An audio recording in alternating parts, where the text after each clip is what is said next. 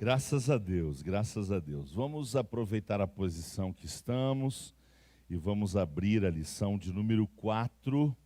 Lição de número 4. Você que está em casa, tem a sua revista, abra aí a lição de número 4. Você que não tem a revista, mas gosta de ler a Bíblia, a sugestão hoje é, obviamente, Jó, capítulo 1, 13 a 22 e o capítulo 2, do 6 ao 8. Aqui está a nossa leitura bíblica em classe. Vamos dizer duas vezes o título da lição de número 4. Vamos dizer 1, 2, 3. O drama de Jó. Outra vez, o drama de Jó. Esse é o título da nossa lição de número 4. Nosso texto áudio é o texto de Jó, capítulo 2, verso 21, que diz: E disse, nu saí do ventre da minha mãe, e nu tornarei para lá. O Senhor o deu, o Senhor o tomou.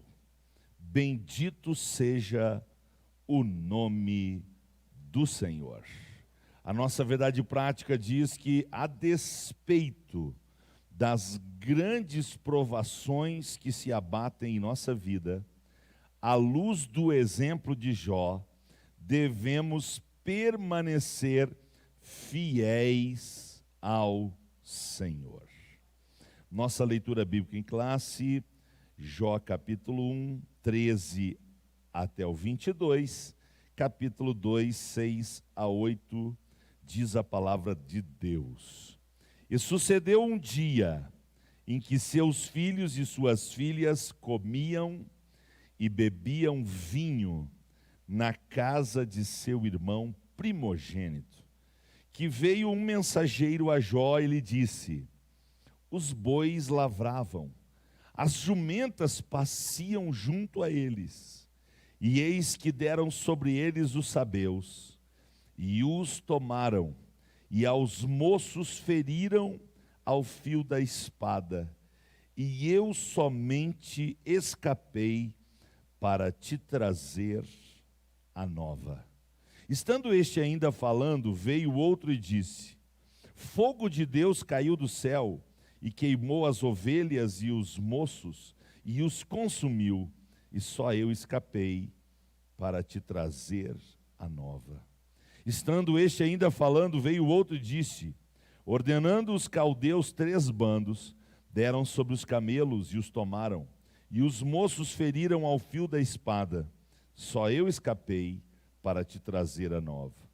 Estando este ainda falando, veio outro e disse: estando teus filhos e tuas filhas comendo e bebendo vinho em casa de seu irmão primogênito, e eis que um grande vento sobreveio da além do deserto, e deu nos 4 cantos da casa, a qual caiu sobre os jovens e morreram, e só eu escapei para te trazer a nova.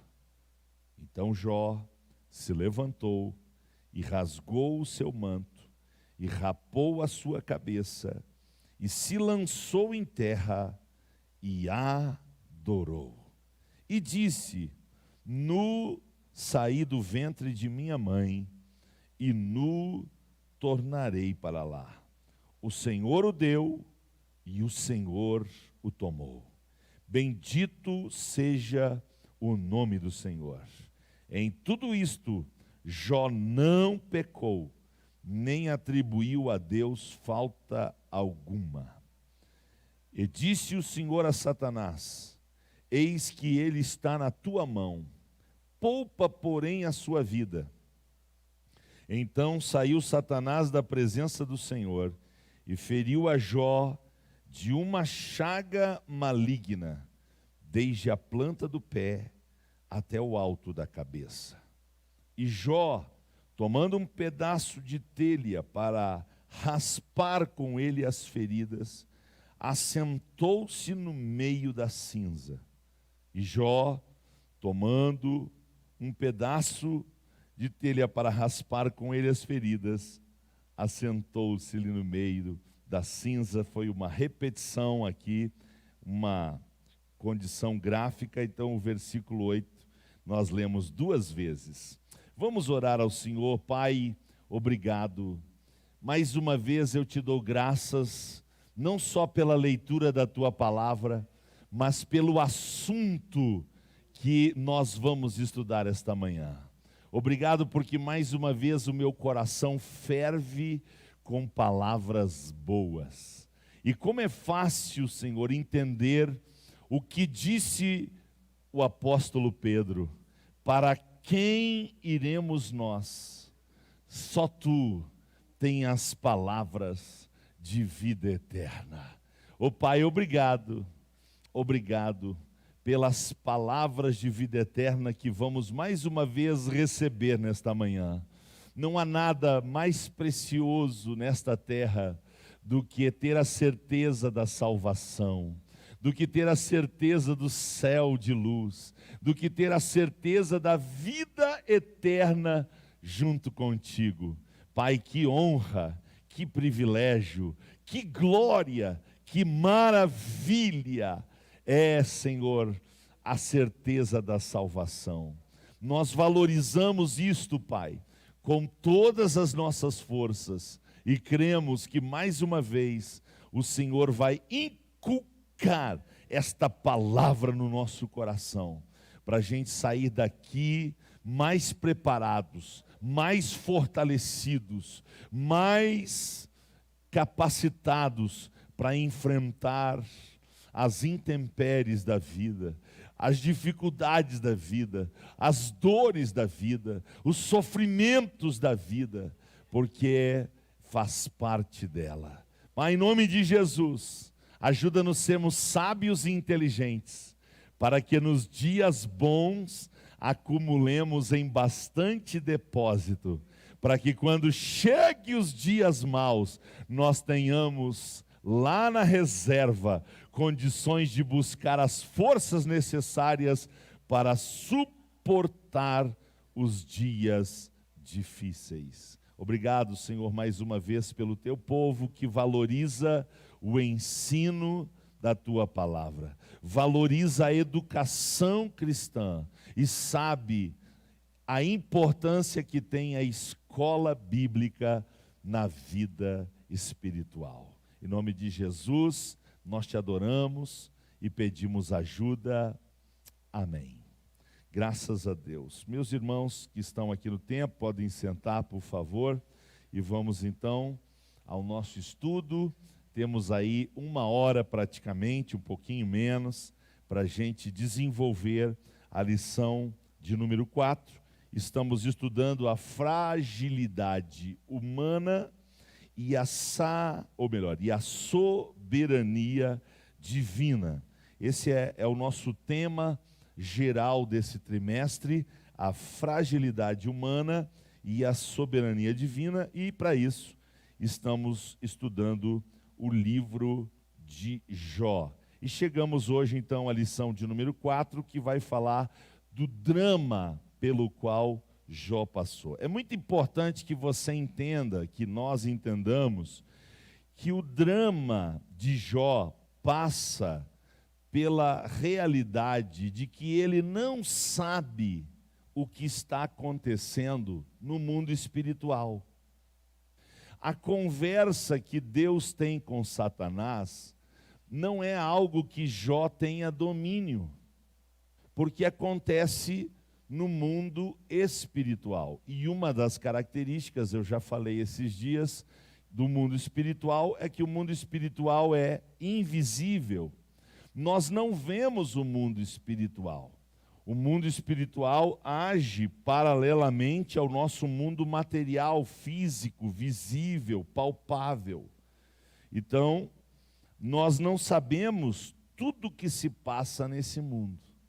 Jó não sabe que Deus está conversando com Satanás e que o próprio Deus fala muito bem de Jó. E isso causa, então, uma indignação em Jó. em Satanás, uma revolta. E ele então passa a ter uma certeza. Qual era a certeza que Satanás tinha acerca de Jó? Qual era a certeza? Se você olhar para o versículo 11 do capítulo 1, você vai descobrir. Se você ficar olhando para mim, você não vai descobrir. Olhe para a Bíblia, por favor, Jó capítulo 1, verso 11, e você vai descobrir qual a certeza que Satanás tinha de Jó. Satanás tinha uma convicção acerca de Jó. E essa convicção passa pelo engano de que Jó era fiel a Deus. Por quê? Porque ele era rico, porque ele tinha saúde, porque ele tinha uma família abençoada, porque ele tinha amigos, enfim, ele tinha uma vida próspera aqui na terra. Então, qual era a certeza de Satanás? A certeza é que ele blasfemaria contra Deus, Jó blasfemaria contra Deus, quando Deus tirasse esses prazeres, essas bênçãos que Jó tinha. Então Satanás tinha certeza de que Jó ia blasfemar, e ele tinha certeza de que Jó era o que era por causa do que Deus fazia chegar a ele. Qual a certeza que nós temos acerca de Jó? Qual a certeza que nós temos acerca de Jó? Que Jó era o que era, porque ele servia a Deus pelo que Deus era. Qual a certeza que nós temos de Jó?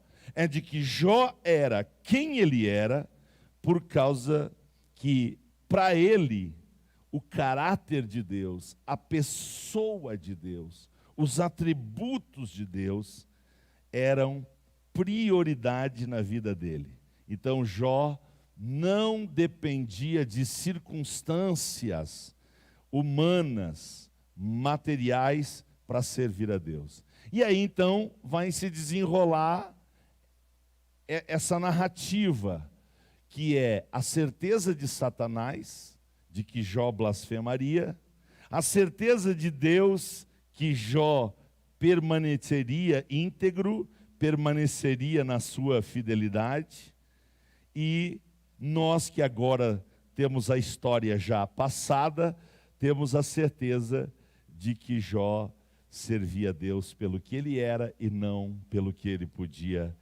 dar. Mas não esqueça disso, o drama de Jó se passa porque ele não sabe que Deus autorizou Satanás a bagunçar a vida dele, colocar a vida dele de cabeça para cima de uma hora para outra, né? Como a gente leu na leitura bíblica em classe, saía um com uma notícia, já vinha chegando o outro.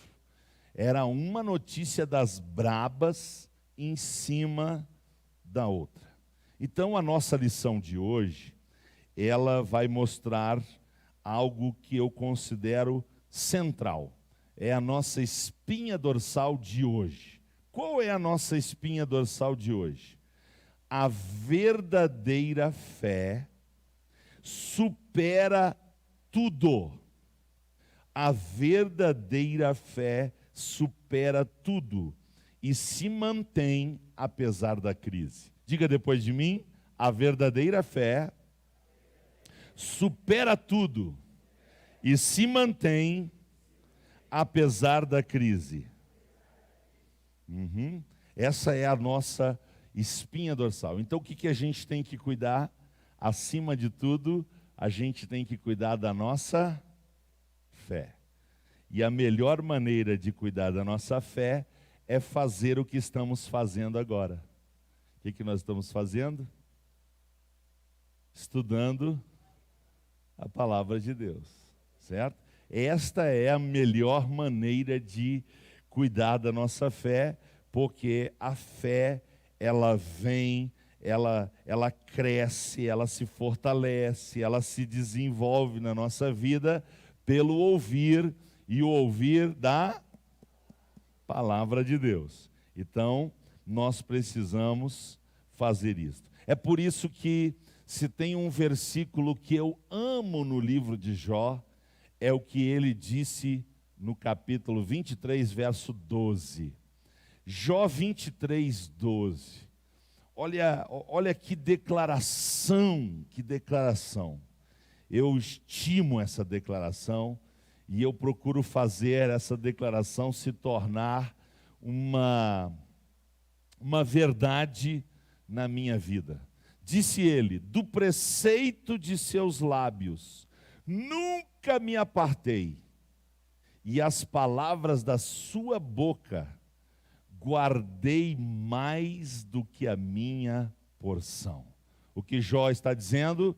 Que ele amava mais a palavra de Deus, que ele tinha mais prazer na palavra de Deus do que nas comidas, nos alimentos aqui da terra.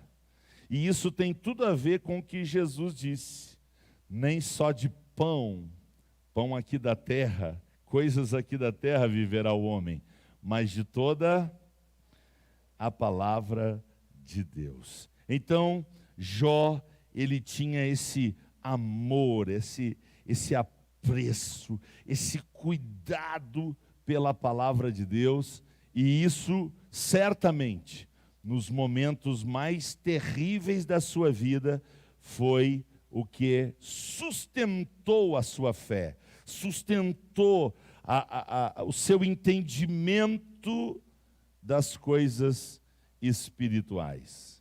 E hoje a gente vai ter uma prova. Eu vou ter um teste hoje, né?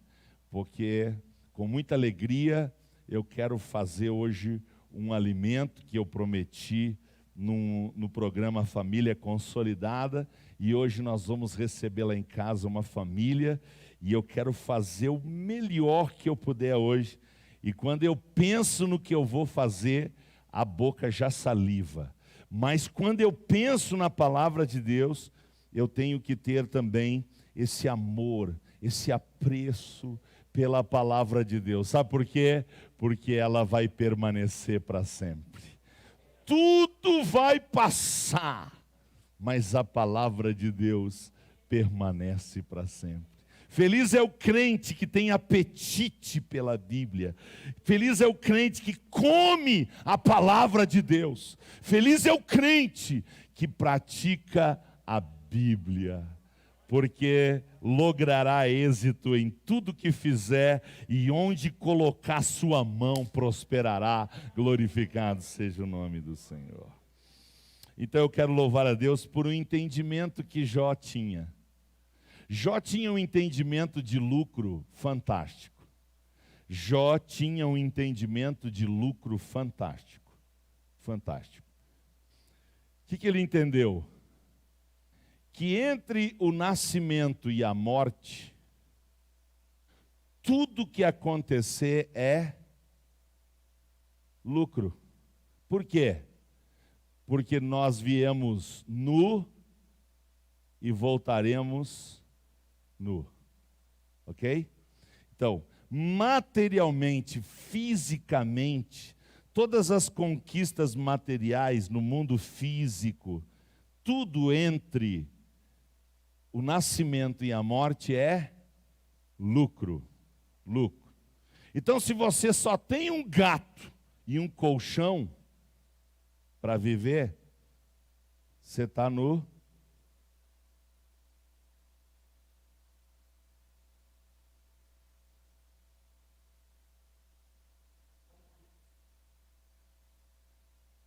Por isso que para viver contente, irmãos, precisa bem,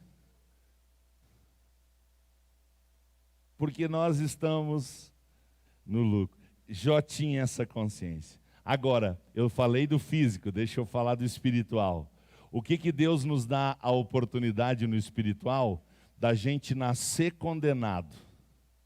A gente nascer a caminho do lago de fogo. Mas durante a nossa história, pode entrar Jesus na nossa vida e a gente que nasceu condenado terminar justificado no céu. Aleluia, aleluia. Aí o lucro, irmãos, vai para onde? O lucro salta para uma dimensão extraordinária. Quem entende isso e tem Jesus no coração, tem uma família e algumas coisinhas para viver bem, pode cantar muito mais que milionário, muito mais que milionário. Cristo já me perdoou e seu sangue me lavou, muito mais que bilionário. Ei, é o seu caso, é o seu caso. Joga essa mão para cima e dá um glória a Deus.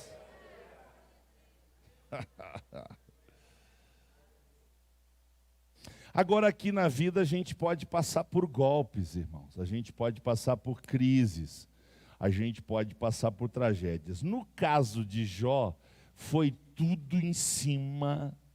Foi uma pancada, um golpe em cima do outro. Pá, pá, pá, pá. Família, finanças, saúde, esposa, amigos. Foi uma pancada em cima da outra.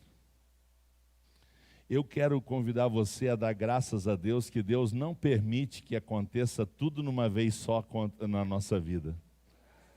Você pode louvar o Senhor? Pode louvar?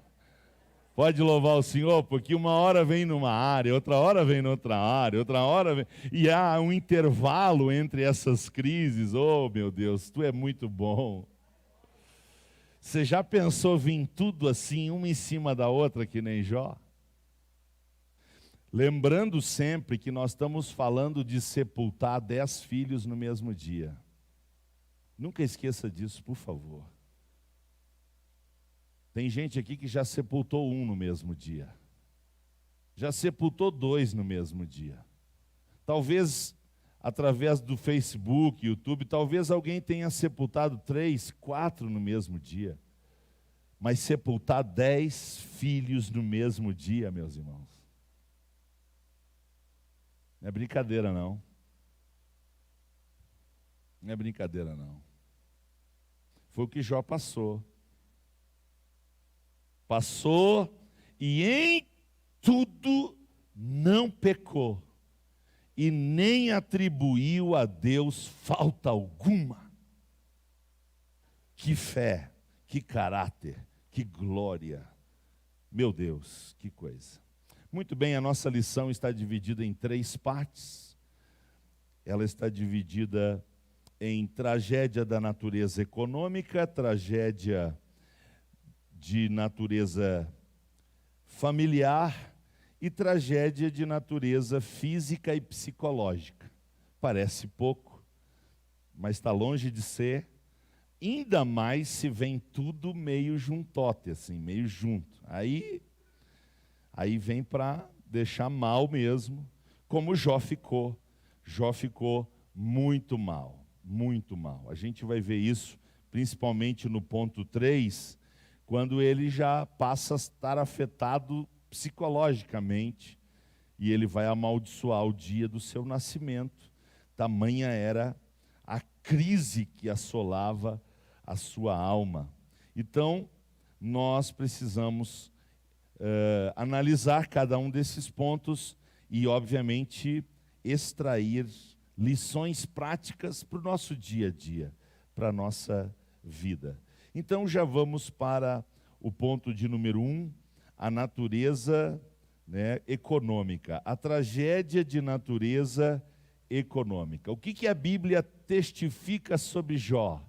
A respeito de finanças, a respeito de vida econômica. O que a Bíblia diz? Que ele era o mais rico que existia naquela época. E quando nós chegarmos lá no fim, a gente vai descobrir que aí ele ficou mais rico dos mais ricos dos mais ricos de todos os tempos. Porque depois dessa prova, Deus financeiramente vai dar em...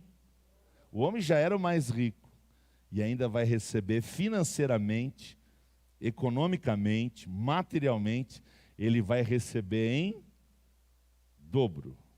Que coisa extraordinária é o nosso Deus. Por favor, diga depois de mim: Jó possuía riquezas, mas as riquezas não possuíam Jó.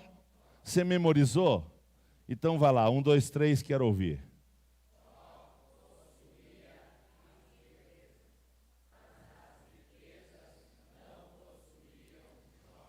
Essa semana Miriam esqueceu do detalhe do texto e franziu a testa quando eu disse: meu amor, o dinheiro é uma bênção. E ela franziu a testa. Eu disse: por que você está me olhando assim? O dinheiro é uma bênção, o dinheiro é uma maravilha, dinheiro é solução.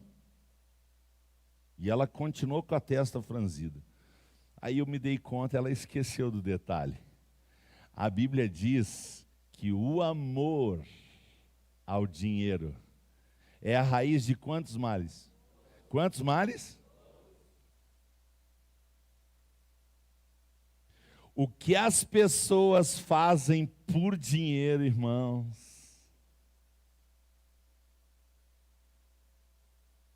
Quem ama o dinheiro faz cada desgraceira. A mais terrível de todas é perder a salvação. Quem é que nós temos certeza que perdeu a salvação? O jovem rico. O jovem rico foi lá com toda a sua obediência aos mandamentos, com toda aquela capacidade de ser um filho extraordinário. Mas Jesus disse para ele: falta uma coisa, rapaz. E quando Jesus revelou o que faltava, ele se atrapalhou. O que faltava? Faltava ele largar a mão de ser idólatra. O jovem rico era idólatra. O que ele idolatrava? O dinheiro, os bens materiais. E Jesus vai bem no deusinho dele, bem no deusinho, mas Jesus mira a testa do deusinho dele. E diz: rapaz, você quer entrar no céu, quer ter a vida eterna? Faz o seguinte, vende tudo que tu tem, dá aos pobres e segue-me.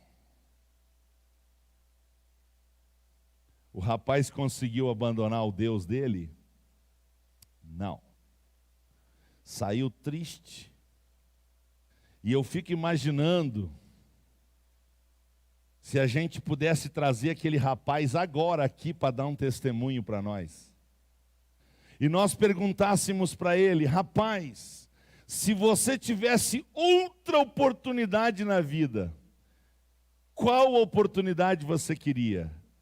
Alguém aqui tem dúvida que ele daria um testemunho de que queria voltar lá naquela conversa com Jesus, e quando Jesus disse: vende tudo que tem, dá aos pobres e segue-me, ele diria: eu só queria fazer o que Jesus sugeriu, dar tudo para os pobres e seguir Jesus toda a minha vida. Alguém aqui tem dúvida de que esse seria o testemunho dele? Só que ele vai ter outra oportunidade? Vai não? Vai não? Então, meus irmãos, não tem problema ser abastado financeiramente. Não tem problema, certo? O problema é quando essas coisas materiais da vida entram no nosso coração a ponto de se tornar um Deus. E aí a gente passa a correr atrás das riquezas, passa a correr atrás das coisas materiais. Porque quando nós focamos em Deus, buscamos o reino dele em primeiro lugar e a sua justiça, e corremos atrás disso, se Deus quiser que as riquezas corram atrás de nós, a gente vai dizer não? Não, deixa vir. Deixa vir. Porque se o meu coração está em Deus, eu vou usar as coisas materiais para 3 finalidades específicas: tocar a minha família, tocar a casa de Deus e tocar o necessitado. E como é bom você ter, para você tocar a sua família materialmente, para você tocar a obra de Deus materialmente, e para você também ajudar, né, sempre que tem uma possibilidade, seja um missionário, seja alguém que está passando por uma dificuldade, como é bom você ter para dar. Como é bom ter para dar. E essa é a vontade de Deus, que a gente tenha para dar. Por quê? Porque viver pedindo emprestado é um sintoma de que quem está sentado no trono do nosso coração não é Jesus, mas é Mamon. Então quem vive correndo atrás da máquina financeira, o Mamon está ali com a pata suja na vida e na família dessa pessoa. Eu não estou dizendo que eventualmente possam acontecer problemas financeiros. Por exemplo, a pandemia bagunçou financeiramente muita gente. Mas pandemia não acontece todo ano. A nossa geração nem conhecia pandemia. Nós estamos conhecendo agora. Certo? E aqui vai uma dicasinha. Pandemia é um termo usado para que é no mundo inteiro. Então, quando você for falar dela, não fique dizendo, pois é, essa pandemia que acontece aqui, se é pandemia, acontece. De forma global, certo? O que é um monte de abelhas? O que a gente chama um monte de abelhas? A gente chama de... O que a gente chama um monte de peixe? O que a gente chama uma grande quantidade de infestação de uma doença? Pandemia. Fecha parênteses aqui, é só porque de vez em quando eu ouço a pessoa falando e deixando claro que não entende que pandemia é global. Aí fica fazendo redundância. Desnecessário. Se é pandemia, é global. Se é epidemia, é local. Aí está a diferença das palavras. Já fechei o parênteses, já me estiquei aqui. Muito bem, vamos ler 2 textos extraordinários da Bíblia. 2 textos extraordinários da Bíblia foram ditos por Jesus. Lucas 12, verso 15. Lucas 12, verso 15. E no mesmo capítulo, verso 34.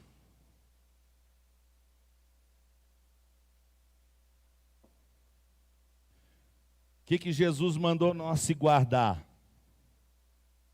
Jesus mandou a gente se guardar do quê? O que é avareza? Amor ao dinheiro. Amor demasiado às coisas materiais. Quando eu, pelas coisas materiais, me esforço muito, e pelas coisas espirituais eu sou um boca mole, eu sou um idólatra. Eu vou repetir porque você não está acostumado a ouvir isso. Quando pelas coisas materiais eu me esforço muito, e pelas coisas espirituais eu sou um boca mole, eu sou um idólatra. Pode ser crente, pode ser da Assembleia de Deus, Brasil para Cristo, Quadrangular, Batista, pode ser pastor, evangelista, pode ser que for. Se pelas coisas materiais o cara rala, busca, se esforça, não tem feriado, não tem frio, não tem calor, não tem dor, não tem nada, a pessoa está lá porque é pelos bens materiais, e quando é pelas coisas materiais é um boca mole, essa pessoa é um idólatra. As coisas espirituais, perdão. É um idólatra. Porque nós estamos aqui para buscar em primeiro lugar as espirituais ou as materiais? Quem é que busca em primeiro lugar as materiais? Jesus disse, os ímpios. O ímpio que pede dinheiro não paga. O ímpio que ama o dinheiro. O ímpio que não está nem aí para as coisas de Deus. Então, buscar as coisas materiais com todas as forças é coisa de ímpio, é coisa de idólatra.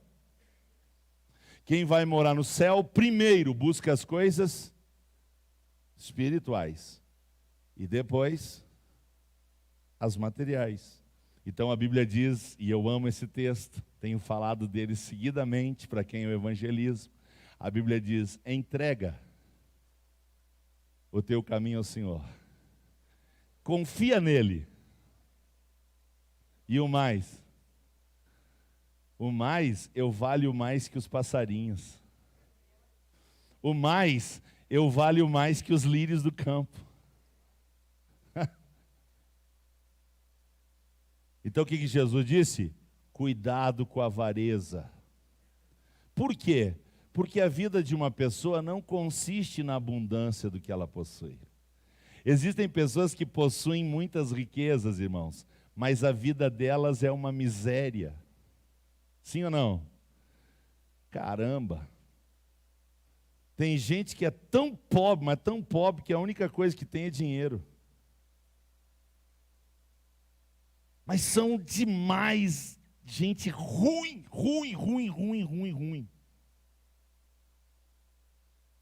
Então Jesus disse: acautelai-vos. Agora o 34, Lucas, faz favor, põe aí na tela para mim. O 34.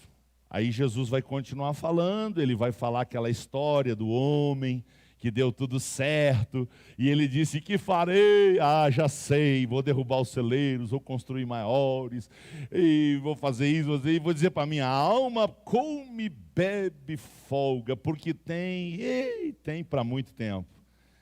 E aí a pergunta divina é: louco, esta noite você vai passar para a eternidade, o que você tem para a eternidade?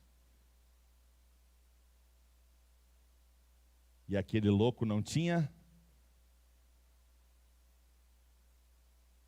Então Jesus conclui essa história dizendo o seguinte: onde estiver o vosso tesouro, o que Satanás tinha certeza? O que Satanás tinha certeza? Que o coração de Jó estava onde? Nas riquezas. Satanás tinha certeza que o coração de Jó estava nas riquezas, estava nos filhos, estava nos amigos, ele tinha certeza, Satanás tinha essa certeza. O que Deus tinha certeza? Que o coração de Jó estava nele, que ele era o tesouro de Jó. E o que Jó perdeu? Perdeu tudo, só não perdeu o mais importante, ele não perdeu Deus. E quem tem Deus, tem tudo.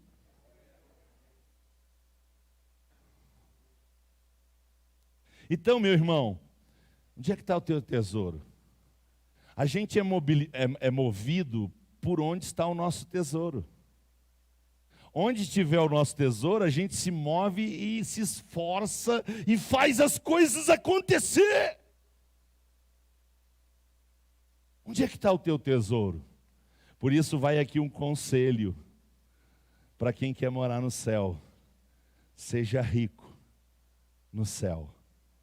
Seja rico, mas rico no céu. Acumule o maior que você puder lá no céu.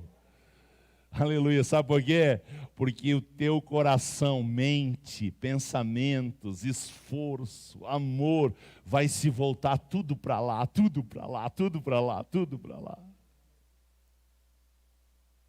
Amém? E aí então Satanás ataca na esfera do campo, do comercial, dos bens. Mas Jó não está sabendo de nada.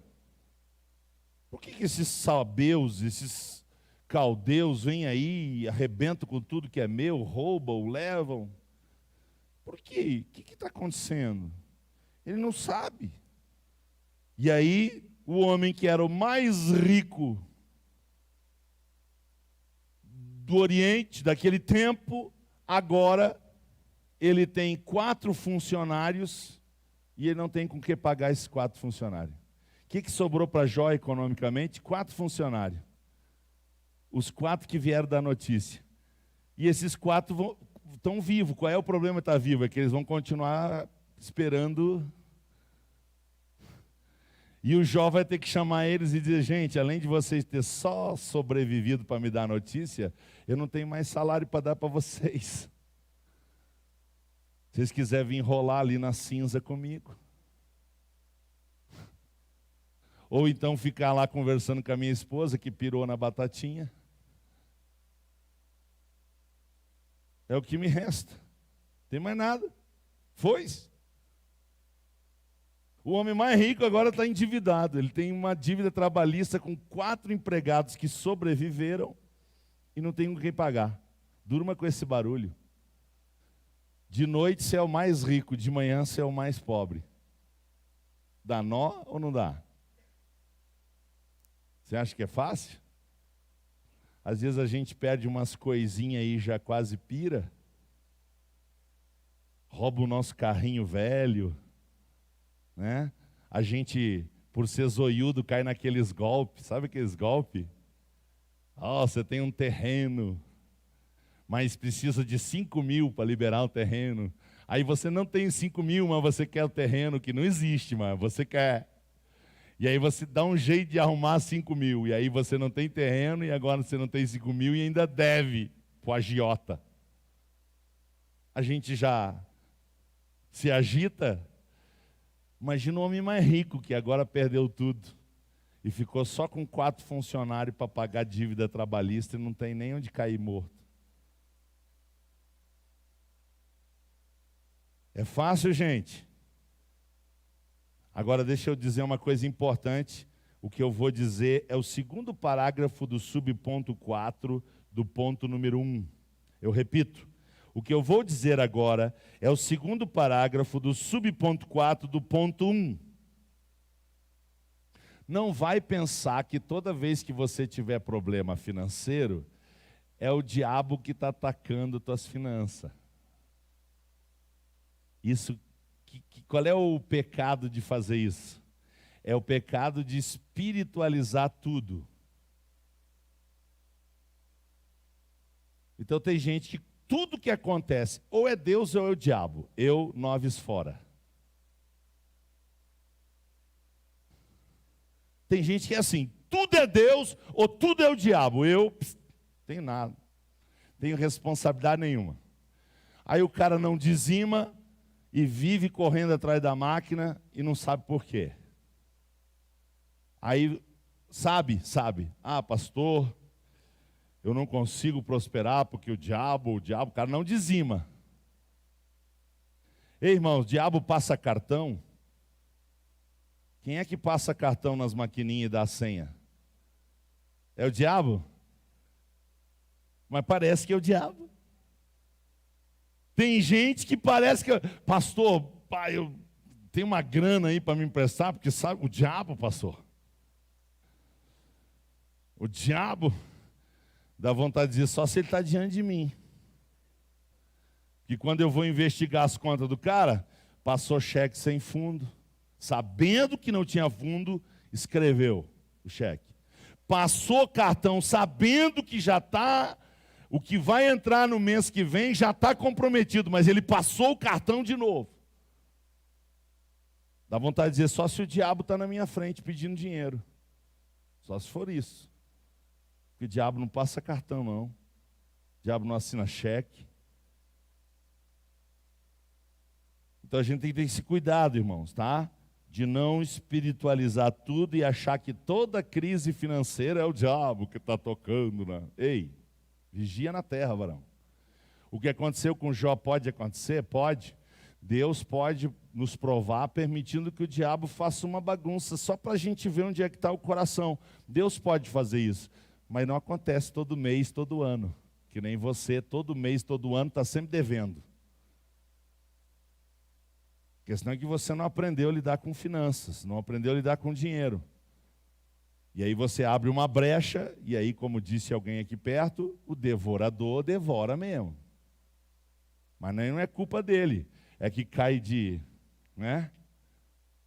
Ele já é maligno por natureza, e ainda a gente dá uma mão para ele, ele vai fazer o gol ou não vai? Ah, vai, né? embaixo das traves, só. É aquele que a gente diz assim, e até eu fazia. O diabo também faz isso. A gente colabora, contribui, né? Muito bem, vamos para o ponto 2. A tragédia de natureza, essa é a mais complicada. Por quê? Porque são 10 filhos. 10 filhos. E Jó amava os filhos? Como é que você sabe que Jó amava os filhos dele? Não, vocês falando tudo baixinho e junto, eu não entendo nada. Alguém pode representar a turma aí? Por que Jó amava os filhos? Qual era a prova que ele dava que ele amava os filhos? Orava por eles. Teve mais alguma coisa que disseram? Eu escutei e orava. Ele se colocava na brecha pelos filhos, porque como ele era um homem espiritual, o que ele queria que os filhos dele fossem?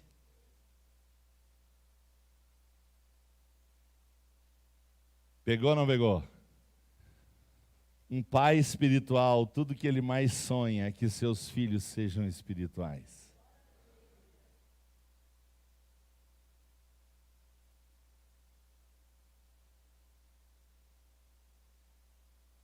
Então, foi um duro golpe, porque ele amava muito seus filhos. A Bíblia diz que Jó fazia o que fazia pensando, quem sabe meus filhos? Agora um detalhezinho aqui que eu vou abrir para preparar uma cama. A Bíblia podia dizer que era Jó e a mulher dele, né? A Bíblia podia dizer que era Jó e a mulher dele que iam orar e iam sacrificar. Podia ou não podia? Podia? Podia. A Bíblia podia. Mas a Bíblia diz, quem que ia só? Era a responsabilidade maior dele? Sim, ele era o homem, ele era o cabeça, ele era o sacerdote, ele era o líder. Ele tinha que dar exemplo. Mas de vez em quando ela podia ir também, né? Sim ou não? Pois é. Então, Jó amava muito seus filhos. E agora, então, a notícia é que os 10 estão mortos. Eu não tento fazer esse exercício. Uma porque não tenho 10 filhos. E outra porque não conseguiria alcançar a profundidade dessa dor. Quem enterrou um filho aqui? Quem está me ouvindo e já enterrou um filho? Minha mãe enterrou 2 filhos, 2 irmãos do sexo masculino que eu tive e que morreram antes de eu nascer, portanto eu vou conhecer eles só no céu, se nós se conhecer lá.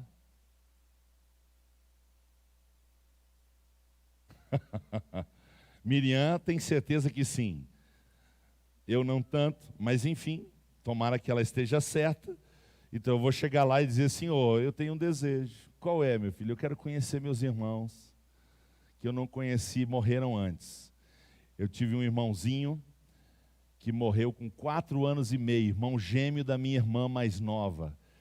Ele morreu brincando no meio de um rodado de um caminhão carregado de farinha. O vizinho não sabia que ele estava no meio das rodas, brincando. Ligou o caminhão e foi embora. Primeira pessoa que viu essa cena, minha mãe.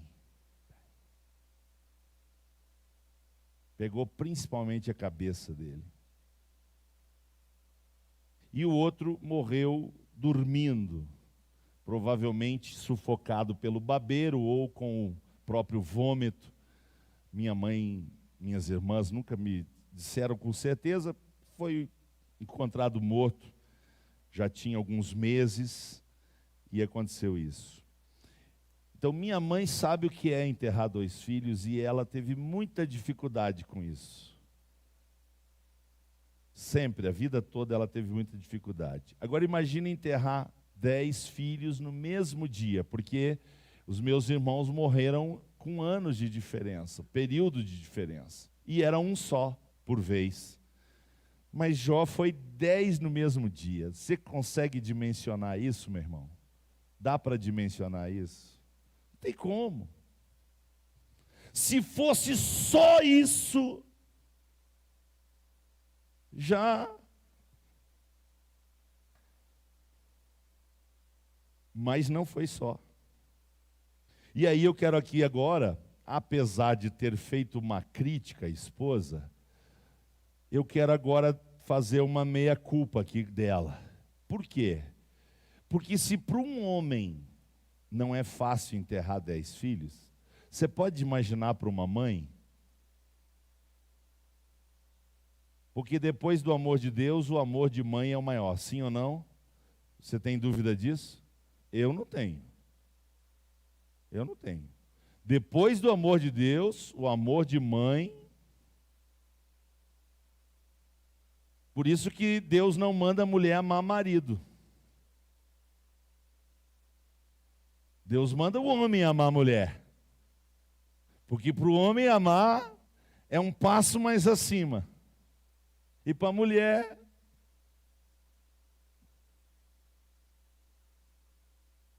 então, imagine o desespero que essa mulher está. E aí é claro que, em meio ao desespero, um estado de choque, o estado emocional dela está todo bagunçado, muito mais do que ele. E aí então ela vai fazer aquela declaração infeliz e Jó vai repreender ela. Porque mais do que falar como alguém que está fora de si, está sem juízo, ela está falando como uma carnal. Sim ou não? Ela demonstra carnalidade, porque se ela fosse espiritual, ela ia até dizer: Jó, quem sabe você pede para Deus te levar. Ponto final. Mas o que ela diz? Quem sabe você pede para Deus te levar e já antes de ele fazer isso, já dá uma amaldiçoadinha nele também. Opa! Aí é carnal. Sim ou não? Então, não é só uma questão dela estar fora de si emocionalmente. Ela também está revelando uma carnalidade. Ela tinha um problema na relação dela com Deus. Ela não é uma mulher espiritual. Ela não aparece nas orações com Jó. E agora se justifica ela desejar que o seu marido peça a morte, o que ela também devia estar fazendo, apesar de o texto não registrar. Mas amaldiçoar Deus não, né? Ainda mais ela conhecendo que Deus para Jó era tudo. Ninguém sabia mais o quanto Deus amava, o quanto Jó amava a Deus, do que ela. E agora ela está pedindo uma coisa muito difícil para Jó. Na verdade, se revelou impossível. Porque só faltou Jó dizer: eu amaldiçoo tu, mas a Deus não. Só faltou ele dizer isso. Graças a Deus ele não disse. Agora, o que é prático para nós? Subponto 3 do ponto 2. O que é prático para nós? É que o vento soprou e bagunçou a família de Jó. Porque a casa onde ele estava desabou em cima deles por causa desse vento e eles morreram todos. Mas olha o que diz aqui o nosso comentarista: ainda hoje ventos fortes ou fortes ventos continuam a soprar em famílias inteiras. O resultado desses ventos é a degradação familiar, divórcios, drogas. A exemplo de Jó, o crente deve se refugiar em Deus. É preciso que a família abra a Bíblia em casa e busque ao Senhor em estudo e devoção, e quantos concordam podem dizer amém? Olha, se a pandemia serviu para te acordar, para você fazer culto doméstico, bendita pandemia. Se a pandemia te serviu para te orar mais, bendita pandemia. Se a pandemia serviu para você buscar mais a Deus, ler mais a Bíblia, bendita pandemia.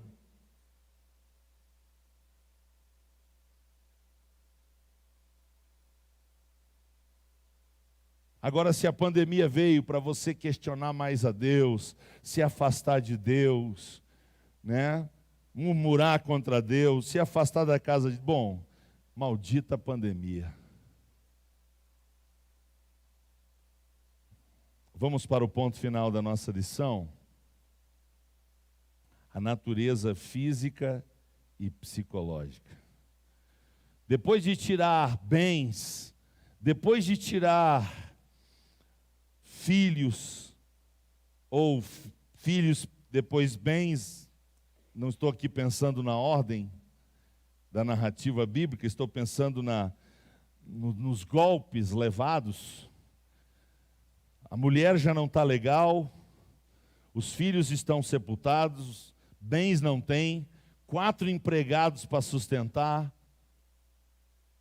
E agora, Satanás ainda diz mais uma. Ah, Deus, espera aí, só um pouquinho, ele tem saúde. E aí Deus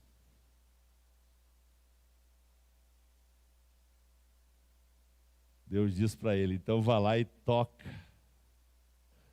Só não tira a vida. Se Jó soubesse disso, Jó ia dizer, ó Deus, você está de brincadeira comigo, né? Só pode ser uma brincadeira que você está fazendo comigo. Mas Jó não sabe de nada. Assolado pelos problemas familiares e financeiros, agora ele vai perder a saúde. E perder a saúde é ruim, irmãos? É ruim ou não é? 90% das pessoas, 31 de dezembro, dizem o seguinte: tendo saúde, o resto vai embora. Sim ou não? 90% das pessoas. Quando eu ouço isso, eu digo, olha, meu amigo, eu não posso viver sem Deus. Sem saúde a gente vai. Nem que seja de arrasto, mas sem Deus não dá. Então não faça da saúde um Deus para você. Porque tu vai morrer com saúde ou sem ela. E saúde não salva. Salva? O cara pode estar com a saúde mais 10 do mundo. E eu conversava ontem com um irmão, que eu sempre pergunto como é que ele está, porque ele é enfermeiro do hospital mais terrível de Porto Alegre. E eu sempre pergunto, você está bem, rapaz? Você está bem? Ele diz, olha, 99% dos meus colegas pegaram Covid. Eu só não positivei ainda, mas acho que já peguei e fui assintomático, só isso. Aí ele estava me contando, sabe o que acontece com o Covid, pastor Paulo? Covid é uma doença, disse um médico, infectologista, experiente lá desse hospital, disse o seguinte, é uma doença imprevisível. Porque tem uma pessoa que tem uma saúde de ferro, de repente dá Covid e o cara morre. E tem uma pessoa cheia de morbidade e dá a volta. Isso tem acontecido, irmãos. Porque ela é uma doença imprevisível, não se tem domínio sobre ela. Então, cuidado para não fazer da saúde um Deus. Cuide dela. Mas ela não é o mais importante. O mais importante é a presença de... Jó viveu sem saúde? Viveu. Ele viveria sem Deus? E depois Deus virou a sorte dele? E quantos anos ele viveu depois disso? Bom de Bíblia? Alô? Quantos anos ele viveu depois disso? Ah, vocês estão indo na Bíblia, né? O Felipe já estava no googlando. Agora ficou fácil, né? 142 anos ele viveu depois. Ei, olha a saúde que ele teve depois. Quantos anos tinha Jó quando aconteceu? Agora forcei a amizade, né? A Bíblia não diz. Mas ele já era rodado, né? Para ter 10 filhos, tem que estar rodadinho um pouquinho. 140? Eu falei 142? Olha aí, ó. Estou dando mais 2 de gorja ainda. Que coisa. Meus irmãos, então, o mais difícil não foi ele perder a saúde psicológica. O mais difícil foi que ele se abalou emocionalmente. Claro que não é para menos. Afinal de contas, né? Afinal de contas, ele está passando por uma sequência de golpes, uma sequência de crises, de tragédias muito fortes. E aí não abalar a alma, a emoção, bom, aí ele já tinha que ser do outro, né? E ele era um ser humano, como nós, certo? Então, ele passa por essa situação. O que diz Jó 2, 12 e 13? Jó 2, 12 e 13, vamos ler.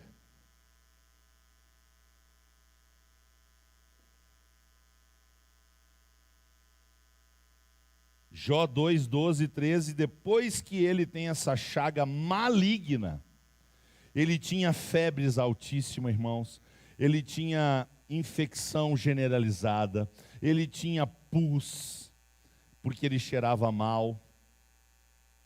Bom, a situação dele é tão drástica, mas tão drástica, que olha só o que diz a Bíblia: os seus amigos não... E levantando-se de longe os seus olhos, está falando dos amigos dele, que vieram de longe para estar junto com ele, não o conheceram.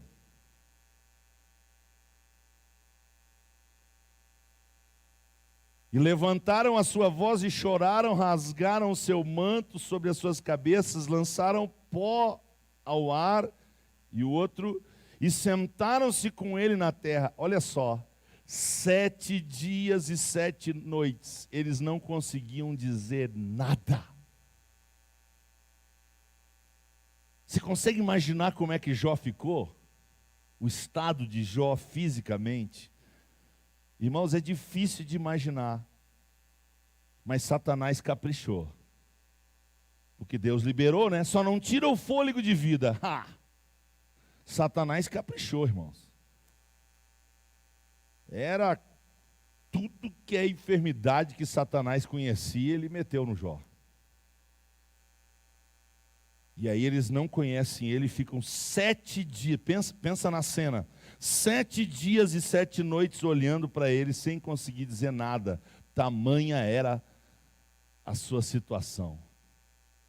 Eu estou imaginando um homem de 80 quilos pesando 40. Eu estou imaginando um homem forte agora virado em ossos. Dá para ver os ossos da sua costela. Eu estou imaginando um homem perdendo os cabelos, com um semblante de dor horrível.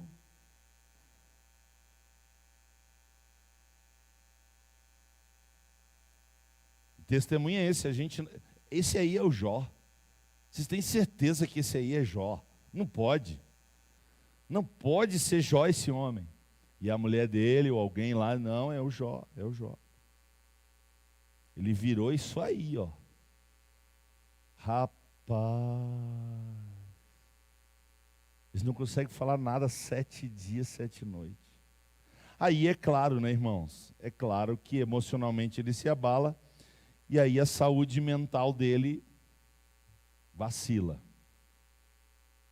Vacila, e uma grande prova que nós temos hoje, depois eu não quero me estender aqui, não só por causa do tempo, que já está faltando só 5 minutos, mas também porque a gente vai trabalhar isso mais tarde, né? Nós vamos continuar trabalhando. Então, ele está abalado mentalmente porque uma das provas é que ele amaldiçoou o dia que ele nasceu, mas amaldiçoa bem amaldiçoadinho. Ele gasta um bom tempo num discurso que ele faz contra o dia que ele nasceu. Trocando isso em miúdos, na linguagem poética, ele está dizendo: Deus, não tem razão mais para viver. Leva eu. Então, ele teve um abalo emocional muito grande.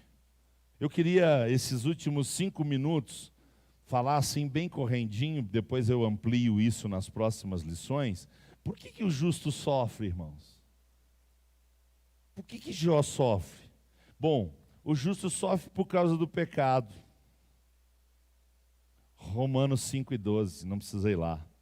O justo sofre por causa de Jesus.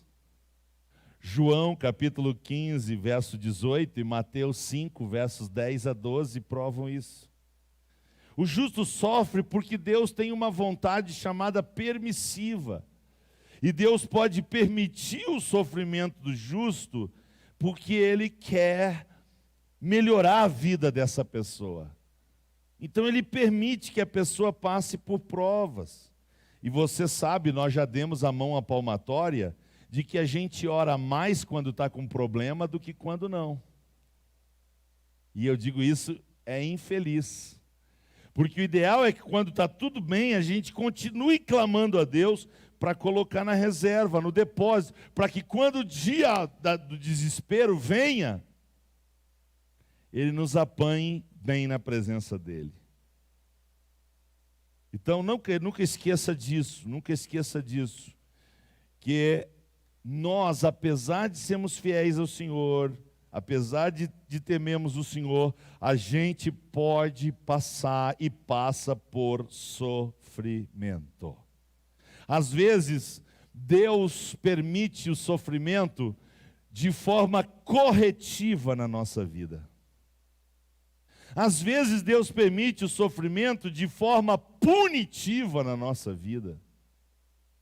Às vezes, Deus permite o sofrimento de forma instrutiva na nossa vida. E às vezes Deus permite o sofrimento de forma redentiva na nossa vida. Esse é o mais difícil de entender. Então pense no apóstolo Paulo quando ele disse: eu me deixarei gastar por vós. Sabe o que ele está dizendo no contexto de 2 Coríntios 12?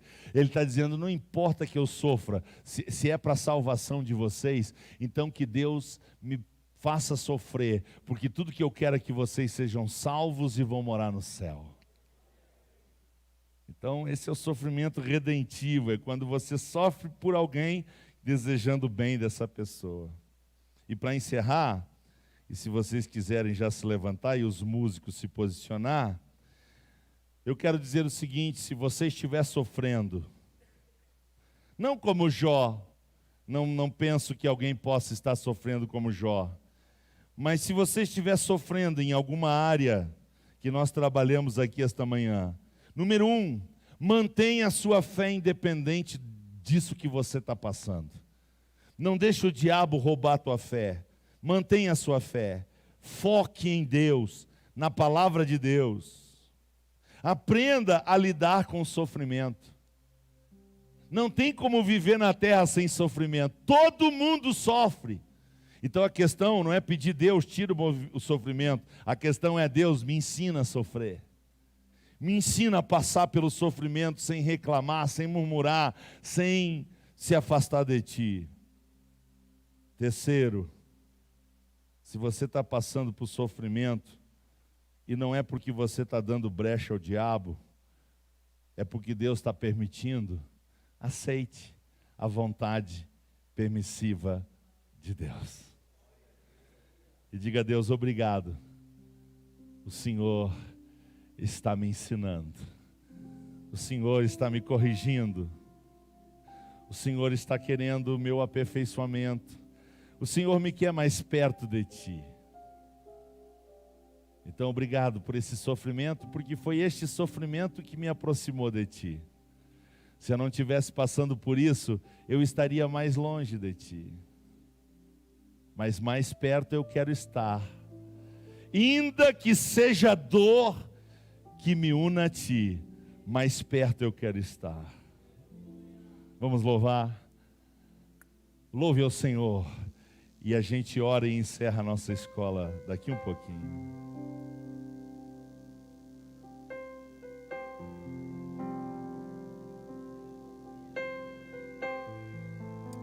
Nós Te amamos, Jesus. Nós Te amamos, Espírito Santo. Ajuda-nos a Te servir pelo Teu caráter, Deus. pelos teus atributos, pelo que tu és. Minha fé não está firmada nas coisas que podes fazer.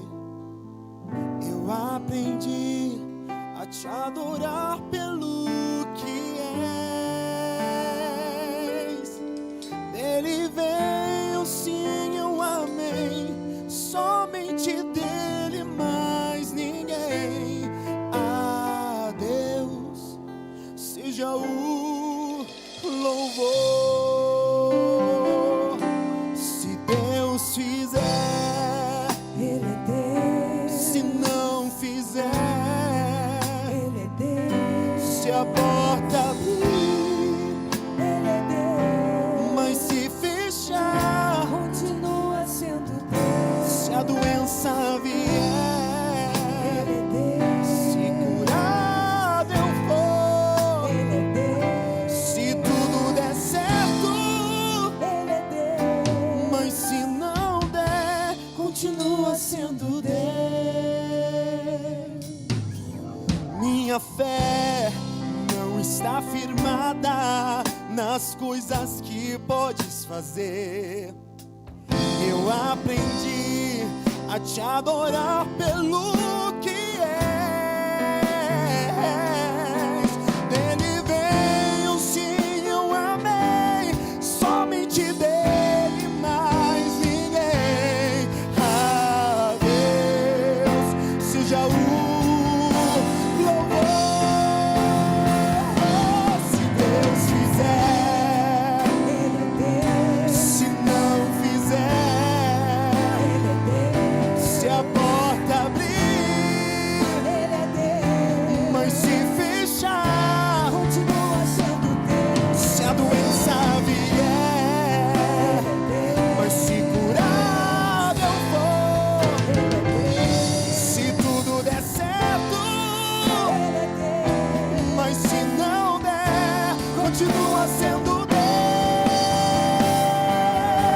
Não adoro pelo que Ele faz, eu adoro pelo que Ele é. Haja o que houver, sempre será Deus.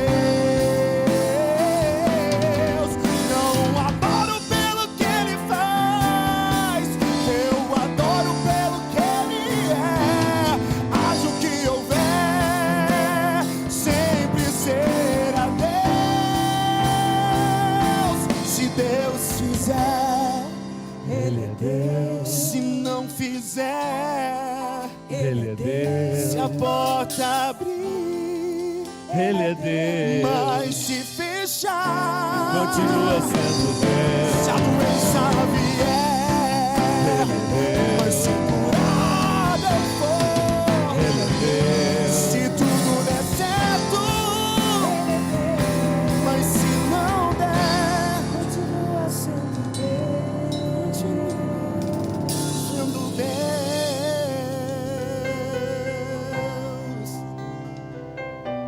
aleluia, aleluia, aleluia. Você pode louvar o Senhor? Eu quero louvar o Senhor pelo Marcos, que é um passarinho. Se eu cantar 2 horas sem parar, no outro dia eu não canto, ainda mais de manhã. Não desafinou uma nota.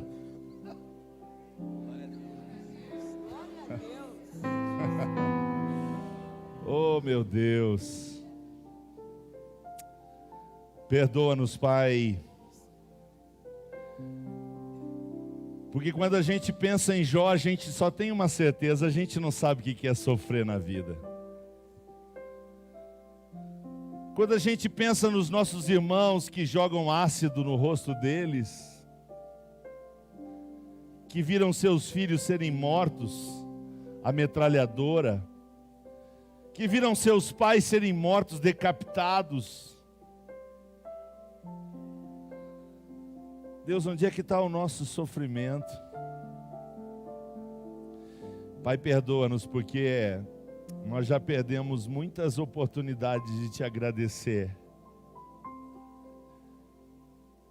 E nós falhamos, Deus. Nós preferimos murmurar, nós preferimos reclamar, nós preferimos perguntar por quê em vez de para quê. Perdoa-nos, Pai, perdoa-nos. E ao mesmo tempo nós te agradecemos porque a tua palavra é como a misericórdia. Ela se renova a cada dia na nossa vida. E por mais que a gente já leu sobre isso, já pregou sobre isso, já estudou sobre isso, a tua palavra vem viva esta manhã. Ela vem fresca. Ela vem poderosa e ela vai ser útil.